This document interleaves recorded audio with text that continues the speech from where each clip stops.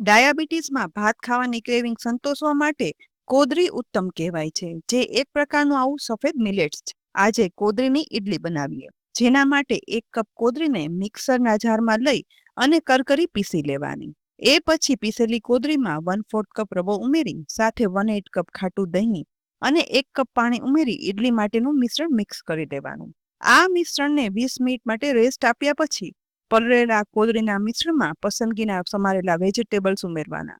સાથે અડધી ટીસ્પૂન મીઠું અને 1/4 ટીસ્પૂન ઈનો ઉમેરવાનું. સહેજ જેવો લીંબુનો રસ ઉમેરી ઈનોને એક્ટિવેટ કર્યા પછી બધું મિક્સ કરી મિશ્રણને ફીણી લઈ અને ફ્લફી બની જાય ને એટલે ઈડલીના મોલ્ડમાં તેલ લગાવી બનેલું કોદરીનું મિશ્રણ છે ને તે ઉમેરી અને સેટ કરવાનું છે.